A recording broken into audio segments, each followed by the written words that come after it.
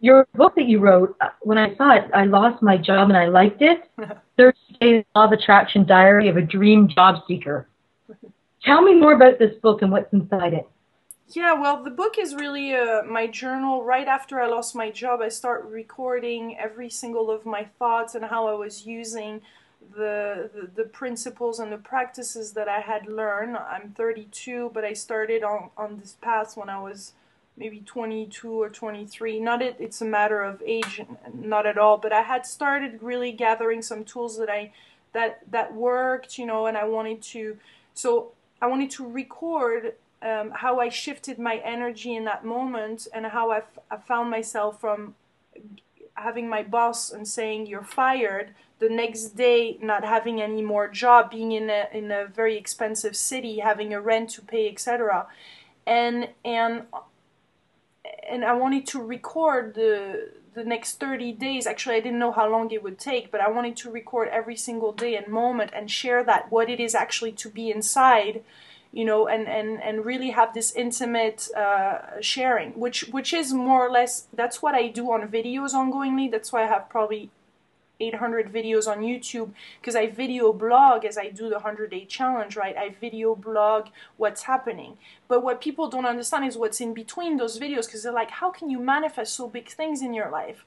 And you don't realize it's every single little bit in between. It's that moment where you decided that thought to not affect you, and to go for really what you dream. It's all those small little steps that count. So the book is really that whole journey. It's an authentic journey. Is my journal, and all the techniques that I use at the same time. So it's practical, and and people really found themselves in a place of wanting to live their dream. And by the end of the book, I'm a published author by the end of the book. So that was the first step into living my dream. It was really going after something. And I could tell that the book finishes, I feel like I'm on the top of a mountain. I feel like anything is possible in this space, and that's the space I'm in.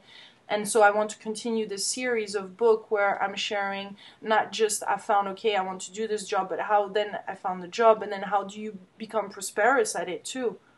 Hmm. Hmm. So you basically have taken all of your life learnings, Yeah. moment to moment almost, and documented them for the benefit of yourself to feel inspired and do what feels right, and to benefit so many others.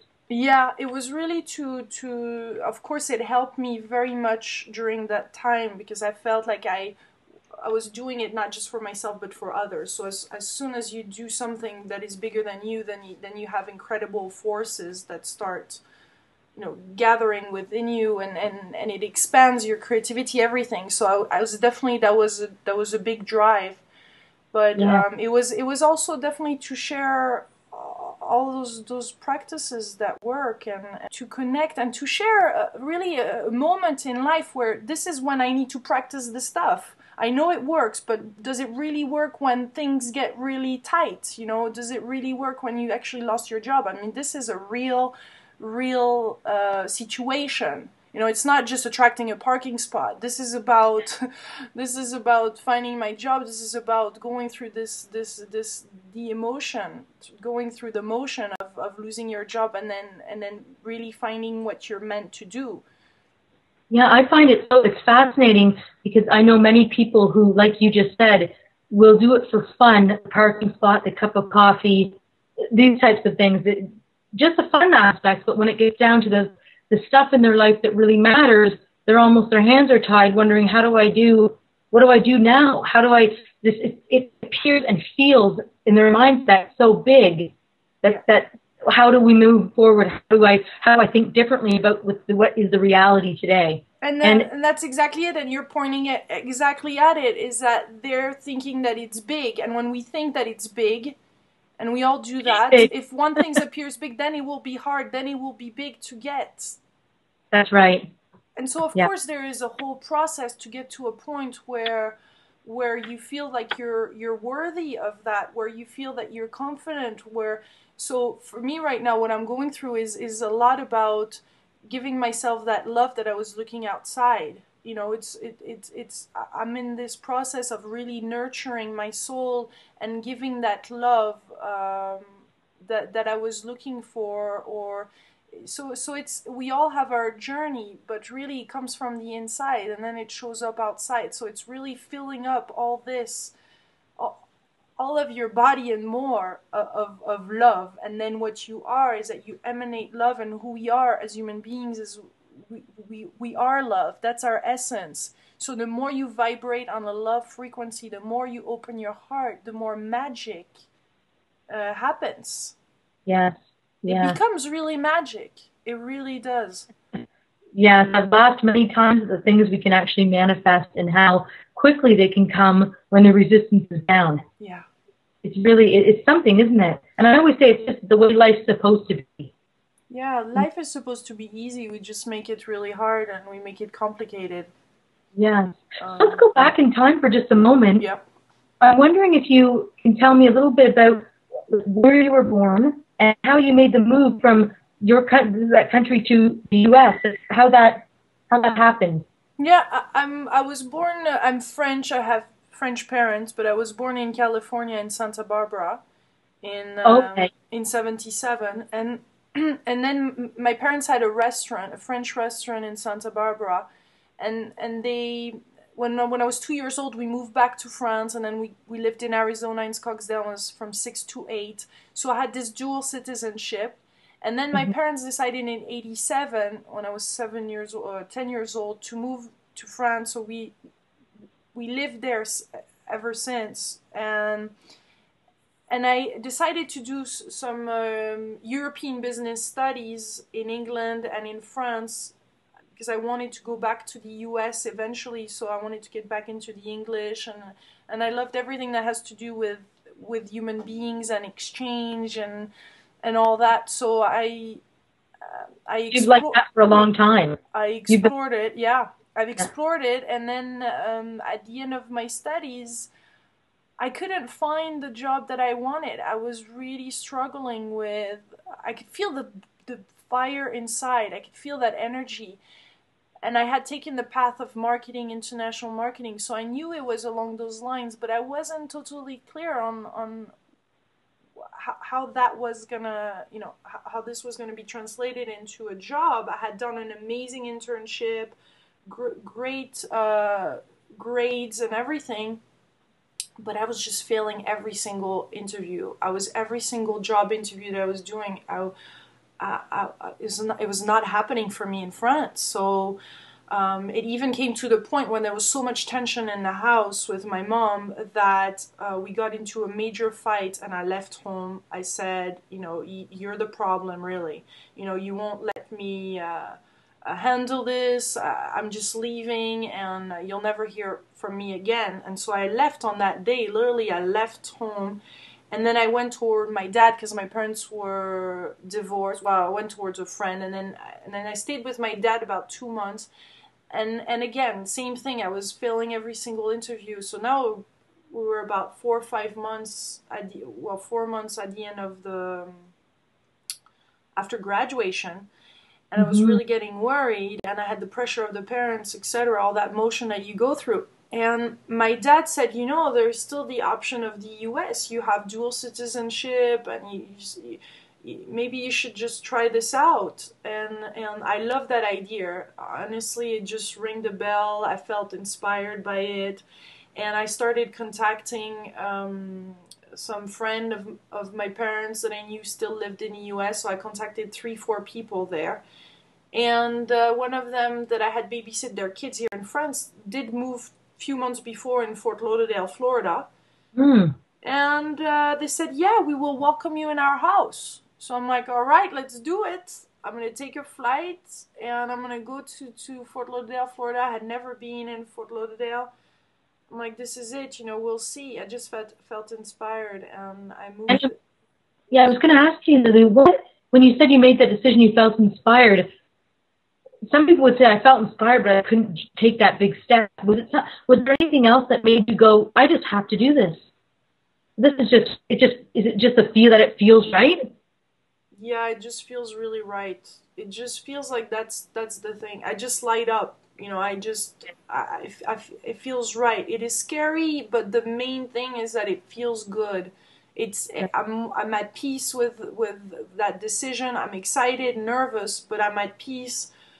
There's something calling me there. There's something that feels true to my heart. At the time, I wouldn't have described it maybe like that, but I just knew that that was the thing. And I'm a person that does a lot of things in the moment. So I'm a bit too spontaneous sometimes, like I do a lot of things. But um, I, I feel like it, I do it. Yeah.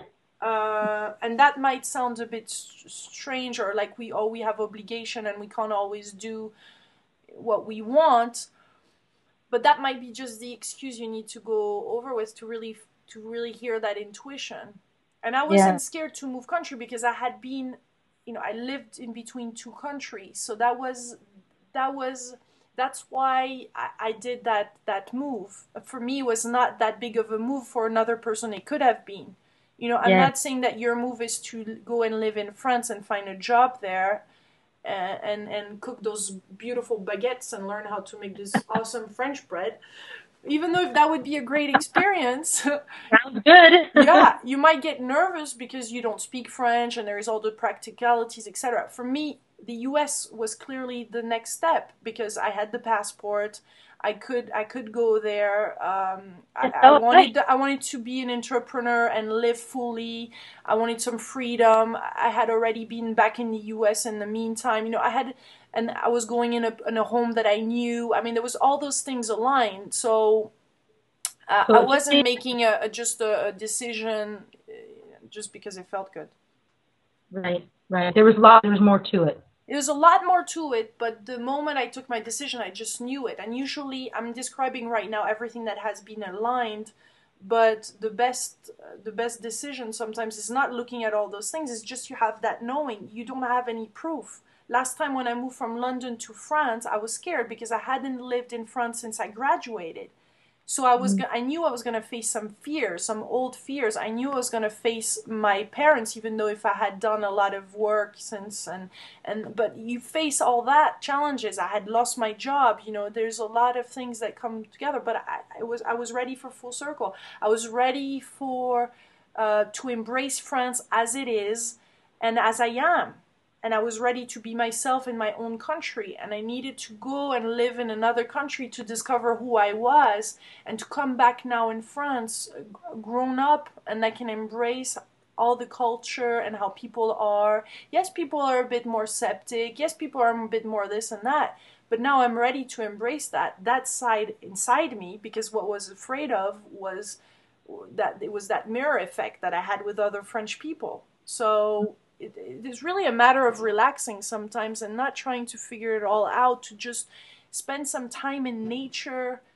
That's really the best bet. If you're worried, if you're stressed, if you don't feel connected, if you don't feel that peace inside, then spend some time in the woods, spend some time in nature.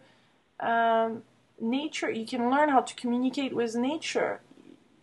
There's this energy. This is the oneness that a lot of people talk about. You're that tree. I know it sounds strange for some of you, but I know what you mean. We're that tree. We're that same energy, and so if you can realign with that beautiful, strong presence of a tree and just be with it and just spend some time in the woods, you'll see that you'll start to relax. You'll start to breathe deeper. You start to reconnect, and then real ideas and real inspiration is going to come. It might require few steps in the woods, few times. You have to go there a few times, but after a while, you'll find that, and it's important that you take the time to do it, because you won't find that solution from the same place that the problem was created from. So you need to step out of it and recenter, regroup, ground yourself. And take the time, instead of running and rushing to find a job, or running and rushing to find the next job or the next boyfriend or the next, stop for a second and be with yourself, be with that inner guidance, be with that inner knowing, and you'll be amazed. And at some point, it'll be really clear what you should do. You'll just feel it. You'll just know. Yeah. Yes. Thank you so much. That's very inspiring for people. I know that there are so many people who are trying to make things happen. And so, like you said earlier, it's really, that feels hard. It doesn't feel fun. It doesn't feel inspiring necessarily to make something, to try your best to make it. Those kind of words and that kind of thinking is hard and takes effect on you. So I really appreciate it. And I too believe that when people go to nature, they may not even know why they feel so good. You just explained a reason about the energy and how it feels so good.